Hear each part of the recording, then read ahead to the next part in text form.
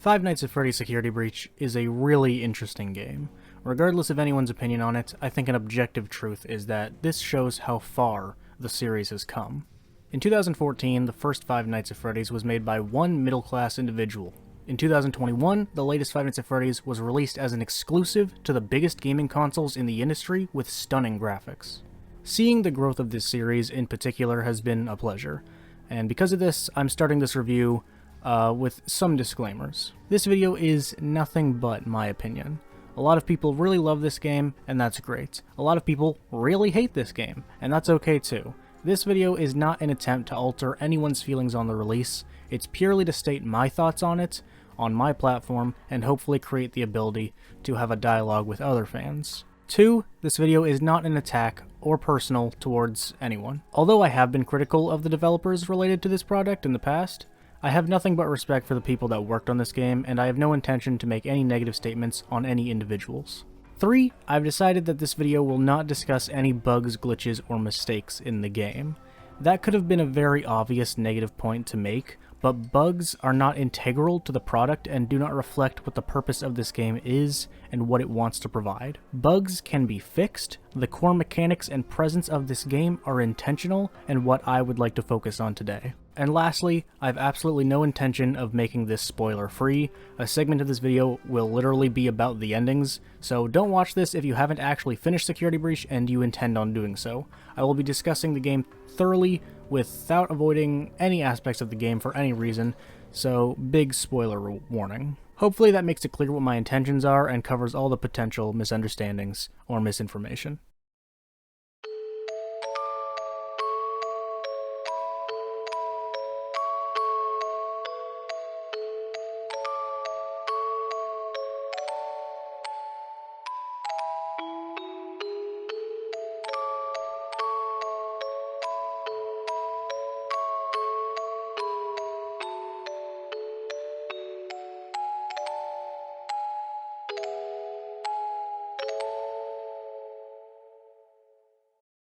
Normally when I review a game, I break it down by different elements of game design, like mechanics, visuals, story, that kind of thing, but I don't really want to do that with this review in particular, because that just doesn't feel fitting.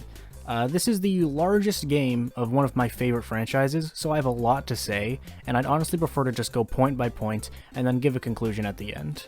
However, the first thing I would like to talk about is the visuals, because the overall presentation of Security Breach is something that I have a lot of opinions on. The graphics, models, and animations are so beautiful and pleasant to look at.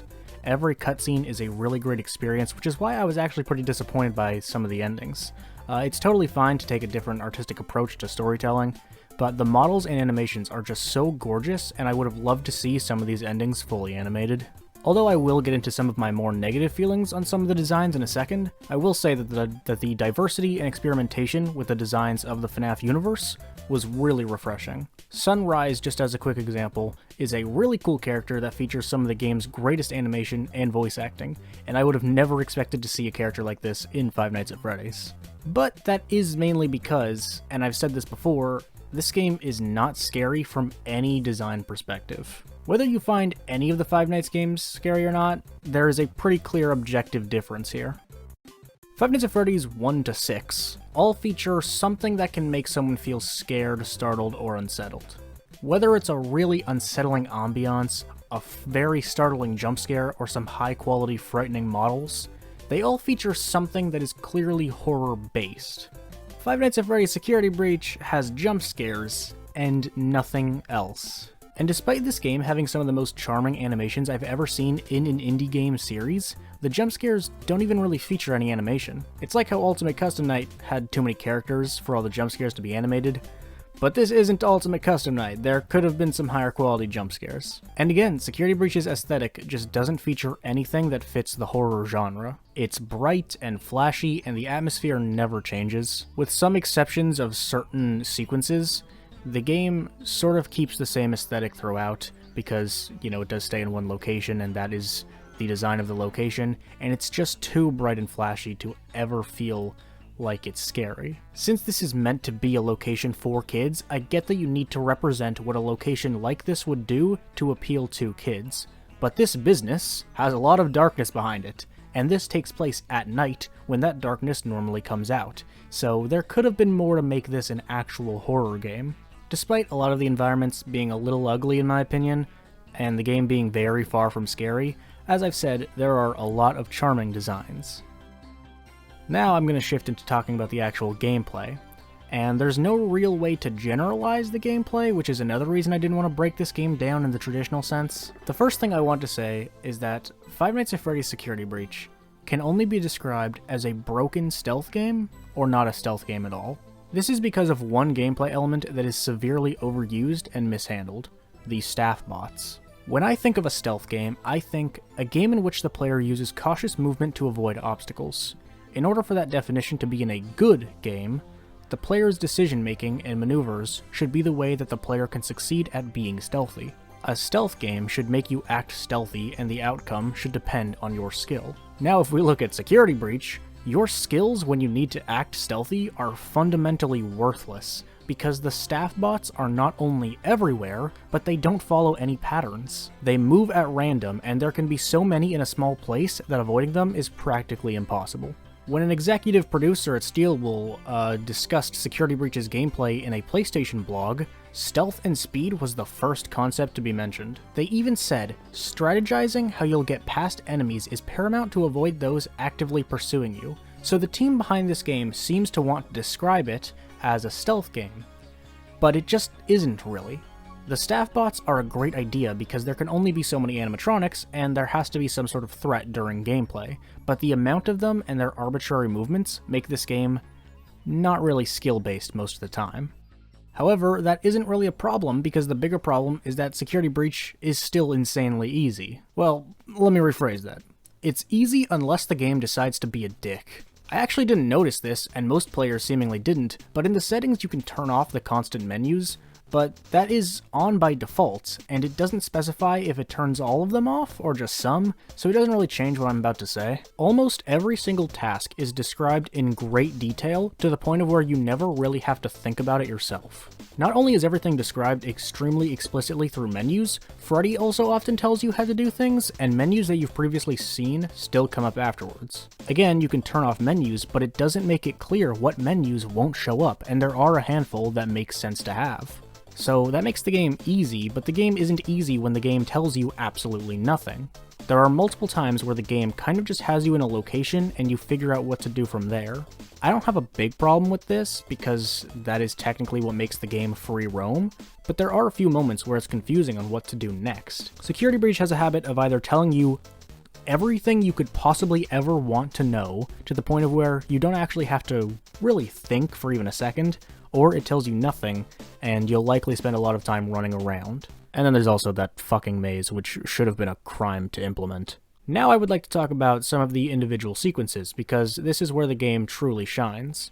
As a stealth game, if I'm being honest, it's pretty shit, and its puzzle-like levels are pretty bad, but the boss fights and sequences, and major changes in gameplay, have the most variety by far. That doesn't mean I think they're all good. There are a few that I don't particularly love, and all of them have some flaws even if they're minor, but generally speaking, these moments are the most creative, and I would love to discuss the ones I like. Getting Roxy's eyes was a fairly enjoyable part of the game. It's really the only part of the game that felt suspenseful because of Roxy's more unpredictable movements and the darkness of the area. It's also one of the few times that it felt challenging because having to lure Roxy and get out of the way when she charges can be pretty startling and test your ability to react. Admittedly, this does have to do with a bit of a flaw in this mechanic, because since Roxy can't see, it often doesn't make a whole lot of sense how she gets to you or how she moves. But I wouldn't necessarily describe it as unfair unless the game bugs out, so I did enjoy this sequence.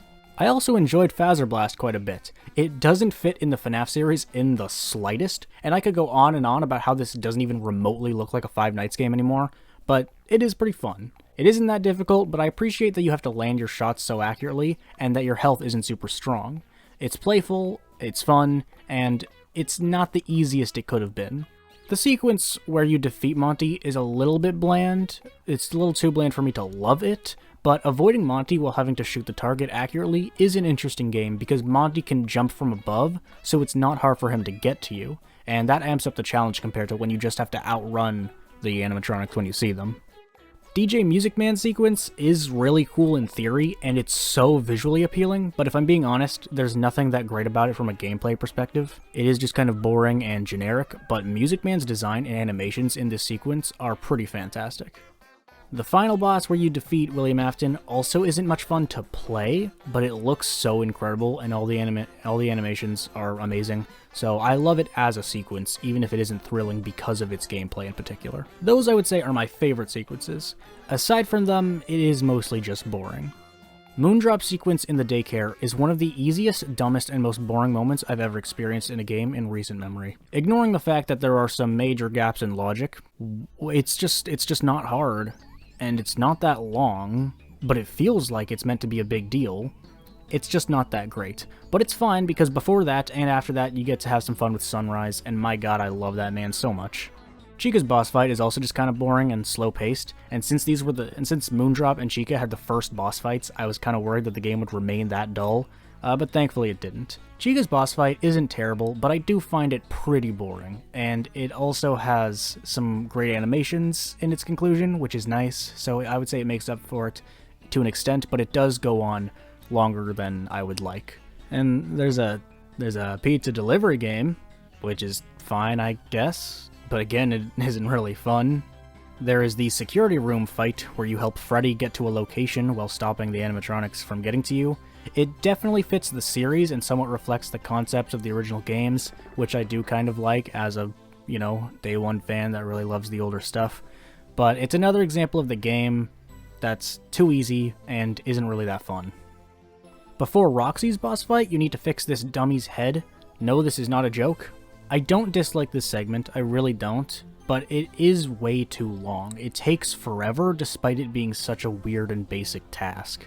And I swear to God, I cannot stress how much I hate this maze. Scott, I thought you were a Christian man. This is the most sinful shit I've ever seen. So Security Breach is a weird combination of fun moments, boring moments, and neutral moments. I'm pretty conflicted on how I feel about it overall, but the best moments are also typically the shortest, and the boring moments drag on, and are so boring I just straight up don't like playing them. I would say overall Security Breach isn't that fun from a gameplay perspective, which is pretty much my greatest problem with it. It's interesting, I was expecting to dislike this game because I don't like its aesthetic and story, but I was actually able to enjoy some of the parts of those elements and ignore the parts that I didn't like. I was expecting the actual gameplay to be at least decent, but it's what I like the absolute least about the game for sure. Now that we're about halfway through-ish what I have to say, and I've gone over some negative and positive points, I want to address a question that I've been asking myself and explain a realization that I've kind of come to. The question is, why does Security Breach feel so hollow? This is something I've noticed even big fans of this game say. This is something I've thought so many times, and something that, again, I just keep reading in comments and hearing in people's videos. There are a lot of cutscenes and high-quality visuals, plenty of different gameplay elements and sequences, and there is lore, which we'll talk about shortly. So why does this game feel like there's something missing, and is actually pretty boring a lot of the time? It's because the format of Security Breach's concept is fundamentally flawed. In order for this game to stay true to the original FNAF format, it would need to take place in a single location. I'm sure the developers didn't even think twice about this. It's a FNAF game, so of course it'll take place in one location that's some sort of pizzeria for kids' entertainment. So that makes sense, we got the obvious location for this game down. Now what's the next step in making an evolutionary FNAF game? Make it free roam. But in order for a free roam game to work, you need a large location. Or it's pointless because you have so few decisions to actually make if it's a small place. So now our concept for the latest FNAF game is a free roam game that takes place in a large pizzeria. How do you make that work? No, I'm asking because this game didn't figure it out. In order for the location to be big enough for a free roam, the developers created so many spaces, so many rooms, and so many hidden items to fill up the space. But that just leads to the game being filled with pointless endeavors that aren't even rewarding. There are so many locations that don't really need to exist at all, and even some of the ones we're made to go to don't get used that much. So the sequences that take place are generally not that bad, but everything built around them feels pretty worthless. This game actually kind of reminds me of Banjo-Kazooie Nuts and Bolts, but it isn't nearly as bad as that one. But Nuts and Bolts was the third entry in one of the most beloved game series of the 90s. So when the game was filled with gorgeous imagery and so many nostalgic locations, but the gameplay was so awful, It was the biggest letdown to fans that had been waiting for a new game for years. Every asset was perfect, and there were so many locations that were directly from the originals, and it looked fantastic. But they put all of that on top of this game that had no depth, no gameplay, nothing to actually enjoy. FNAF Security Breach is somewhat similar, although I would say its gameplay elements are so very much more enjoyable than that of Nuts and Bolts. It also has a lot of locations that look like they should be fun and are visually appealing, but serve no real purpose. And it is also the latest game of a beloved series. The nostalgia factor and weight factor are completely different, but this still mattered greatly to a lot of fans. So that's why Security Breach felt hollow, but then the other question is, what could they have done differently? And that's what I don't know. The location absolutely should have been smaller, because that would have made the game much less boring, and likely would have stopped a lot of bugs, but this game honestly did the best it could to fulfill its purpose, and it just didn't work. I don't know what they could have done differently, but the reason this game is generally bland despite having so much content beneath the surface is that the game's surface was massive and surrounded the content with nothing of quality. But let's change up the tone a little bit and be a little more positive. We need to talk about the best part of this entire fucking game. The Fred Man, the Fredmeister, my home slice. This is partially a joke because it has kind of become a meme.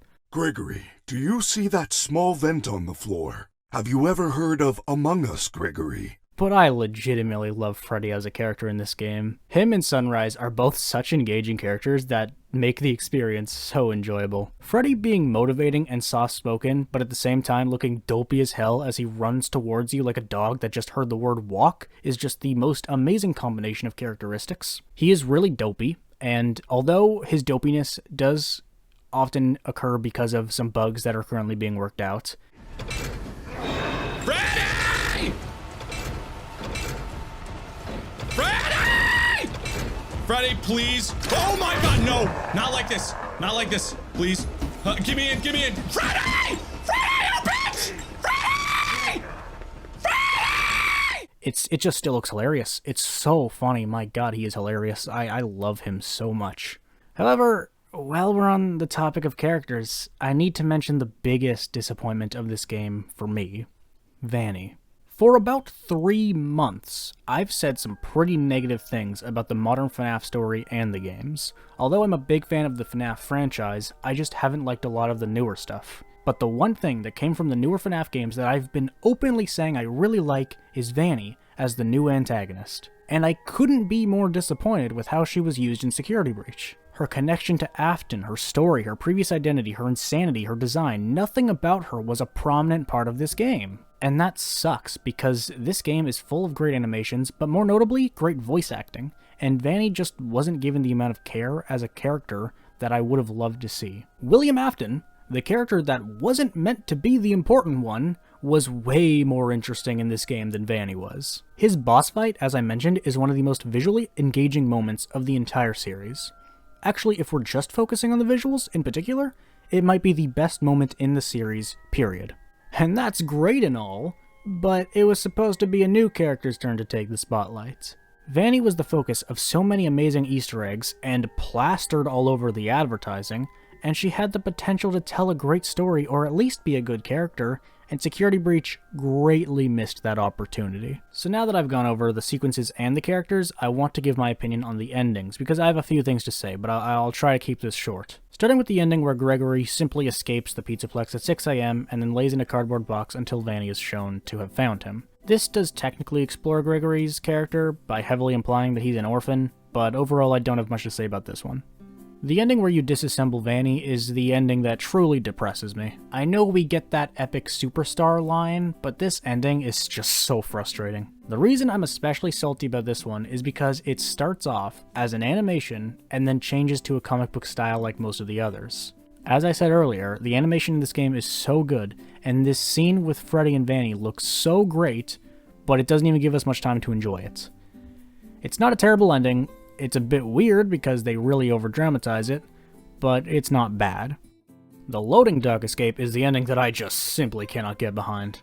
I feel like it's meant to be funny, but if it is, it's pretty tone-deaf. I just can't not roll my eyes at this. Maybe I'm just boring and can't enjoy lighthearted things, but I find this way too dumb to enjoy. The unmasked ending, although pretty predictable, is a pretty solid ending. A theory that was reoccurring when I did my live stream and explored security breach predictions was the theory that one of the endings would consist of the location burning down.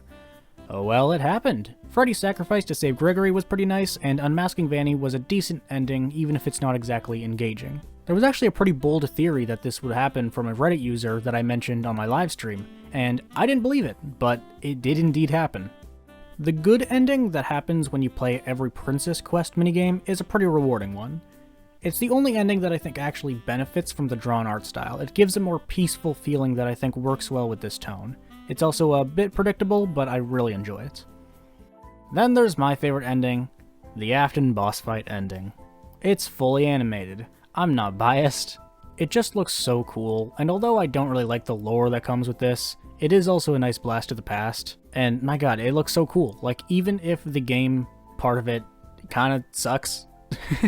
Okay, I mean, I guess I can't say it sucks, but the problem with this ending is the game portion of it does not feel like a good ending, even if the animation feels like a good ending. I like the animation part, clearly, but the game part of it is just so basic and not even intense compared to the others, so it doesn't really stand out, but I adore the animation in this cutscene. So there are actually some pretty great endings to Security Breach, but that does not mean they're all created equally, necessarily. Now, I really don't want to talk about the lore that much, because it's just exhausting, but I do feel the need to mention it. The running theories right now are the only reasonable interpretations because I can't think of anything else, but I really hate them. Gregory being the crying child and Freddy being Michael Afton is a theory that's pretty widely believed right now. I don't know if I'm convinced or not, but I really hate it if it's true. Whenever I say that the new FNAF lore is dumb and the story shouldn't continue, the response online is always, "It's a new chapter of FNAF." Well, how do you explain this then? The new chapter of FNAF was already built off the previous chapter because of Help Wanted and Afton's connection to Vanny. But if any of the popular theories are true, then this theory is directly continuing the previous story, which is bad because the story ended. My opinions on the new FNAF content have changed quite a bit over the last few months. I liked way more of Security Breach than I expected, but I will not stop believing that the old FNAF characters' stories ended. They had a good conclusion, and the story was concluded perfectly. Continuing it is nothing but a bad idea. That's why I liked Vanny, because she reflected the fact that the new chapter of FNAF was in fact a new chapter. Well, this game didn't use Vanny that much, and the old characters came back for no real reason but to continue a story that should have ended 3 years ago. I'm not going to say that the story shouldn't continue like I used to, because it will continue to evolve beyond Security Breach, and it could improve if the right ideas are brought up and implemented well. But Security Breach's lore, although it hasn't been fully fleshed out by the community yet, is really irritating and nothing else. I do not love Security Breach. I enjoyed it more than I expected, and probably more than most people expected me to, but I didn't think it was exponentially fantastic or anything. I would say it's the best FNAF game from a visual perspective, and it's definitely the most diverse, but it definitely doesn't outdo the top 5 in my FNAF list. Call it nostalgia, call it bias, I don't care, but it will take a lot for my top FNAF games to be overthrown. I didn't even technically cover everything that I could have in this video, but I did my best to not draw this out too long and discuss what I believe to be the most important points I wanted to make. I think there were some great missed opportunities in this game, and there were plenty of moments that I found boring and basic, but there were also plenty of moments that I found really engaging and some that were really fun, and of course the visuals were so gorgeous. I'm really happy to see this indie series grow, and although this release had plenty of flaws, I am truly happy to see people getting excited even if I don't love this game. I've been involved in this community since the series debut, and I've seen the hype for every game. I've seen every success and every flop, and seeing the hype for the biggest game of the series by far gives me a joyous feeling that I haven't gotten to experience in years. I know I've been critical in the past, and I know plenty of people in this community don't like me because of that, and that's fine, but honestly, from the bottom of my heart, congratulations to the team at Steelwool, and a huge congratulations to Scott Cawthon. This game is far from perfect, and it isn't even close to my favorites in this series. But the technical achievement here in this indie series is pretty remarkable. So those are my thoughts on Five Nights at Freddy's Security Breach. Normally I'd ask what you guys think, but the question I'm much more interested in now is, where does FNAF go from here?